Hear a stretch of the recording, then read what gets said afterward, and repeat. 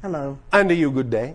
Well, I really just wanted to share a bit of humorous synchronicity, if you will. Oh, all right. Is it relevant to what we have been discussing? Yes. All right. Okay. Yesterday, you may recall, when I sat down, I addressed you as Bazaar instead of Bashar. Yes. And last night, when I was back in my room flipping through the TV channels, I came across an episode of Cops, something I don't normally watch. Cops. But, yes. All right. And so as they were going to commercial, this particular one the title said, Cops, Bizarre Calls. Yes. So you had a very bizarre day yesterday. I had a very bizarre day, very much. All and right. I'm having a fabulous time, and I just wanted to share that with you. And thank you very much. Well, thank you. All of this fabulous information that is thank you for generating your own synchronicities as well. Thank you, Bashar. I got it right that time. And you got it left. One more. All right. Hey, Bashar. And to you, good day. Good day.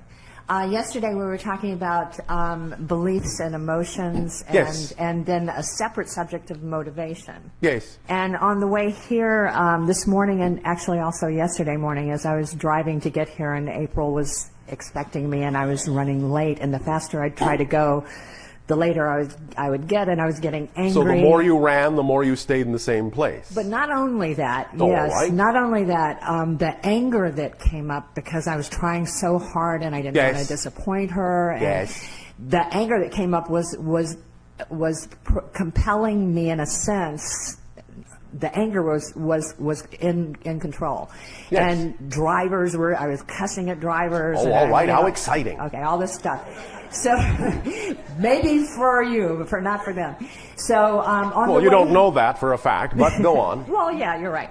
But this morning it was very interesting because after taking that information in from yesterday, yes, I went, okay, where did I choose to you mean operate? You paused? I did. Oh, thank you. I paused. Thank you, and thank you for reminding me that I paused. Yes. I paused and I went, okay, where did I choose to operate in this manner? All Where right. did I choose to go into this anger? And I asked myself the question, and then maybe 5 minutes later, what came up was that when I was in the womb, I had a twin, and the twin died, and it was an extremely traumatic experience that I've done a lot of work with, a lot of layers there. All right. And what I got in touch with was my choice as she was dying, and I was sure that I was going to go with her. All right. That I decided and made a strong choice, and I hope I don't cry here because You can cry if you wish. I made a strong choice to get really angry, to call forth all the anger that I could in myself to stay alive. All right. And there was this thought in myself, if I can feel the anger, I'm still alive. All right. Therefore, from moment to moment, I can, in a sense, push myself forward and be alive. Very creative. Yeah, it was creative, except now you're getting tired of it. Exactly. So because I think by now you've probably caught on to the fact that you're alive. Yeah, I'm continuing. But here's the question: as she and me made that decision, yes, and is directly motivated, is directly around the motivation for moving forward in life as well, and because I've noticed the pattern very deeply ingrained in myself. All right, very good. And so as I realized that, I went, God, that's where my determination is so strong in life, is from her in that choice. And I thanked her for propelling you forward in life. And for in a sense, who knows, maybe she saved my life. You were both a classic example of a physics experiment. For every action, there is an equal and opposite reaction. So for her, going back into spirit, it pushed you that much harder forward into physical reality. Interesting. Two eternally connected particles spinning off in two directions, always connected no matter how far apart, because space and time are an illusion. So you are exhibiting the idea of quantum connectedness with your twin. Oh, wow, that clears up a lot on that. Whew. Now here's the final. Here's the question. Yes. That was a very strong decision with a lot of power behind it on her part. Yes. And it in has, essence, she actually kicked you into physical reality. My prenatal self, you're saying, right? Yes. Okay. Yeah. Okay. All right. So, and I explained to her on the drive here that determination is very powerful and very wonderful and does not have to be motivated by anger. That you know, here's Excuse an opportunity. me. Yeah. I don't mean to interrupt you, and I know it doesn't show in the channel's body, but I and several others are laughing very strongly right now. Because you said you explained it to her. In actual fact, she explained it to you. But it came through your mouth as a reflection of the fact that you realized it was being explained to you, and so you explained it back. So she could make sure you got it. Oh, so she's like being that reflection until I get it, right? Yes. She's being that as the service, not as a dummy. Yes. God, who's the dummy here? That's really interesting. And who's the ventriloquist? This is great. This is great. Right. Where's Jenny? We used to have these monkeys that hung around your neck, and we thought that we were the ventriloquists, but they were really powerful beings. These monkeys. Okay, here's the question about shifting this energy now. Oh, I want to tell you a secret now. Okay. You referred to the idea of these monkey puppets that you've hung around your neck. Yes. And using your imagination that they are actually living beings capable of talking. And here is the classic secret of the idea of ventriloquism and a ventriloquist's dummy. In many cases, obviously, those things are actually devices and tools that allow your higher self to say things that you as a person in your reality would never dare to say. Right. But they actually are saying things that often are really coming from not only your higher self, but your guides, other spirit friends, and so forth. And they had this cute little face, and people would just light up like a Christmas tree. Because it comes in a format they can accept, because in your terminology, it's non-threatening and they can trust it. Yes. It was because it doesn't have an agenda. Right. Just sharing love. Yes. Just sharing love. Which brings me to the question of now this energy that has been deeply patterned, and now I'm seeing it, understanding it, and going, okay. And now you understand that if you're seeing the pattern, you don't have it anymore? I understand that you said that yesterday. I haven't. All right. Well, let that be a beginning. Yes. Do you understand the principle? It's similar to the idea of the forest for the trees saying that you have on your planet. Mm-hmm. For you to actually see the forest, you have to be standing outside of it. Right. Otherwise, you don't see it as a forest. You only see the trees. If you see it as a pattern, you don't have it anymore. You have to be beyond the pattern to recognize it as a pattern. Okay, but here's the rub.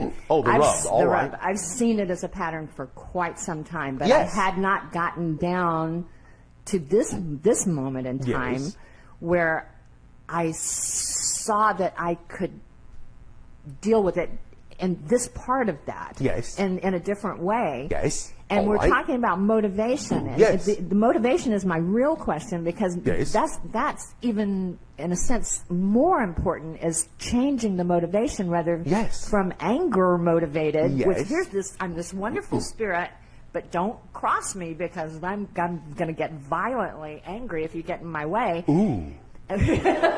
Ooh, you are so scary. And it's been a pattern that I've struggled with for a long, long time. So it's very That's because you believe me. it serves you. When you understand that's the motivation for hanging on to it, and you realize that you don't need that to serve you, but that something else can serve you even more strongly, you will change the motivation automatically and let the old idea go. The Well, my head motivation, says it. the motivation is not the anger. The motivation is what you believe the anger is doing for you. Helping me survive. Yes. Now that you've got a handle on surviving, you don't need the anger in that sense to allow you to continue to survive. You're beginning to recognize that you need to feed yourself something more nourishing. Absolutely. In order to survive. And now you're starting to recognize what that nourishment is, and that it's love and not anger. Right. The Right. anger in that sense is your justification for being, and you needed that to justify the idea of maintaining your existence in physical reality. But now, as you say, it's old hat. Yes. So now you're recognizing that you're wearing that out and that your motivation needs to be recalibrated. And the motivation then needs to be attached to the idea that something else actually sustains you more fully. Yes. And that is the idea of love. Yes. Self-love, expressions of love, however you wish to phrase it. Creativity, excitement, joy. Absolutely. Yes. So you are making that shift. Okay. So then just by then you're saying to more and more change that. By the way, it is no Reinforce it. accident that you have this revelation while driving your car, because it's a sign that you need to shift gears. Right. And the vehicle of my moving forward and very moving good. around. It's absolutely. And that if you do shift gears and understand that you're in a different vehicle, then you will be on a freer way to move. And there will be no traffic in that sense. Thank you very much. No jam. You understand? Yes, I do. Maybe jelly, but no jam. Yes, I do. Thank you very much. Thank you. Now then, let us move forward with the discussion and a deeper explanation of the oversoul idea and the soul blueprint idea, as was brought up yesterday of your time with regard to familial relations and how that keys into your soul blueprint pattern. You can look at the chart that was created that has the all that is, oversoul, and individual soul, and the 4 quadrants of ideas and themes that make up the concept of your soul blueprint pattern. Now, of course, yesterday we talked about the idea of the pie chart and how all of the different energies that you have brought with you on your journey from different systems, different lives, and so forth, create this pie chart that has different degrees of different vibrations making it up, even though you all contain the same basic energies. It's in different proportions according to what you are connecting to, what you're focusing on, what serves you best in this particular lifetime. But now, you can also see that what you're bringing to bear, more specifically within all this, are things that have to do with familial, family, soul group relationships, ideas of so-called agreements that you may be making, in some senses such as we actually just examined, because the idea of the twin, where one dies and one lives, is a perfect representation of a soul agreement within a soul family. The idea being that I will ensure that you will be firmly anchored in this physical reality in the way that will serve you best for the theme that you're going to explore, by kicking you into this reality, by moving out of it myself and giving you all the momentum. That's a soul agreement between a soul family group member and another. Many different kinds of agreements are made in this way to be of service and assistance to one another, to provide for the other what the other may need to experience in that life, what it is they need to experience, so that they can best serve out their theme of choice. And it is done many different ways. But this is definitely one of the things that is included in the overall patterns, so to speak, of your soul blueprint, are these soul family agreements.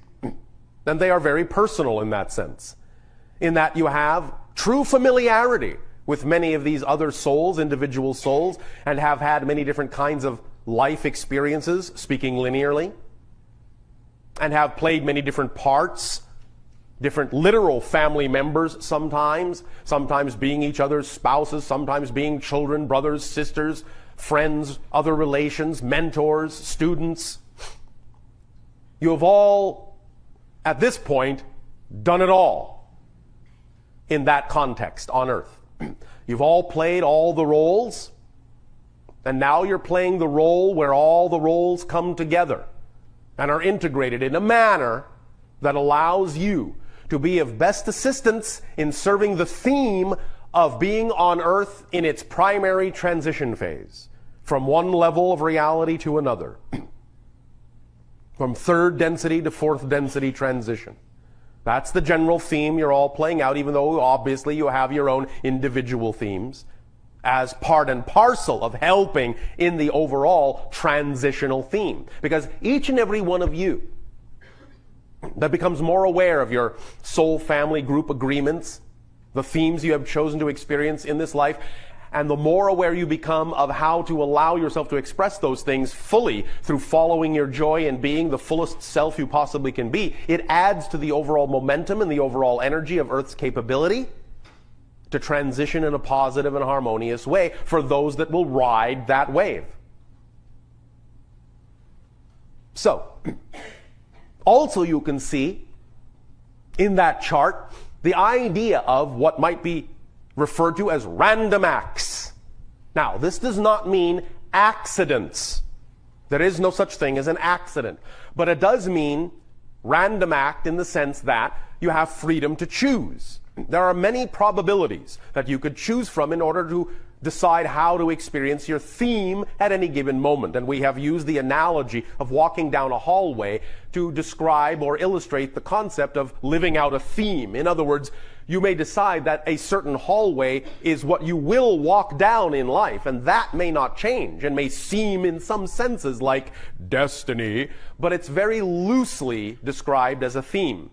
But how you walk down that hallway is up to your free will, your freedom to choose. The idea of random probabilities that you could attract to yourself to express the idea of your theme in a number of different kinds of situations and conditions and interactions and relationships. So random acts still plays a very big part in the idea of how you play out your soul blueprint. You leave yourself open, in other words, for the possibility of doing it in any number of different ways. And that allows there to be the variety that is the spice of life, as you say. The acknowledgement of true uniqueness and difference in all of you, in living out your similar themes in a variety, such a variety of different ways that it adds to the complexity and richness of all that is in terms of all the ways it can experience itself going through even one particular kind of transitional theme. So random acts are very important to allow there to be seemingly an open-endedness to the ability and how it is you experience the idea of your soul blueprint. Again, it isn't accidental. No more so than the idea of what you call, let's say, gambling on your planet. If you spin a wheel and are looking to place money on a certain number, you understand that the way that the numbers come up may be random, but it's no accident that the wheel is spinning because you spun it. So that's a way to look at the idea of randomness and understand that it has nothing to do with the concept of accident in the sense that these two things really have no connection or have nothing to do with each other.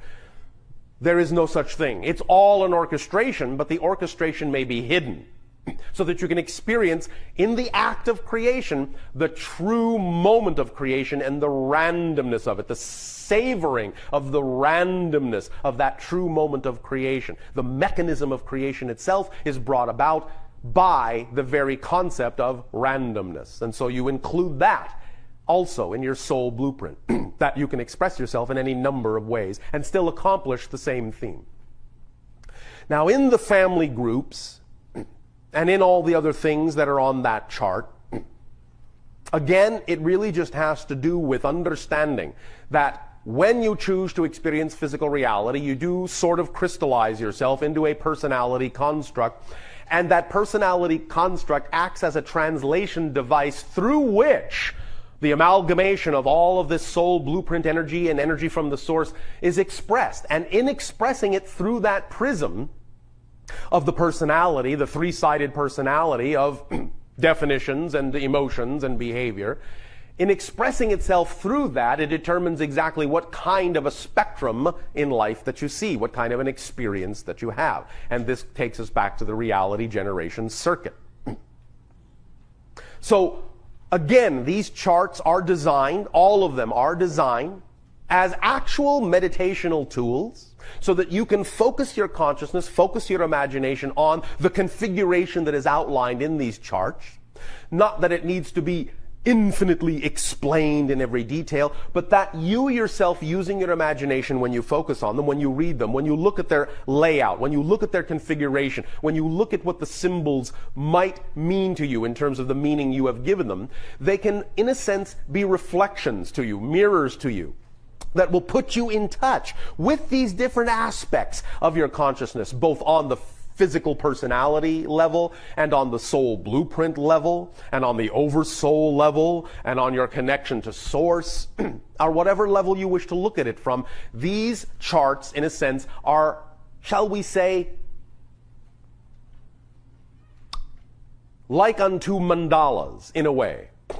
They are like unto spells in a way. They are like unto arrangements or patterns or matrices of energy in a way that represent an interface between different levels of you as a person on earth and different levels on which you exist in other realms as well, other dimensions, physical and non-physical. So use them in that way. And let your imagination be your guide. This is why they have been created for you as a tool, why they have been designed for you as a tool. Anytime you find yourself feeling a little bit lost, feeling a little bit off your so-called path, use these tools. They're very strong tools.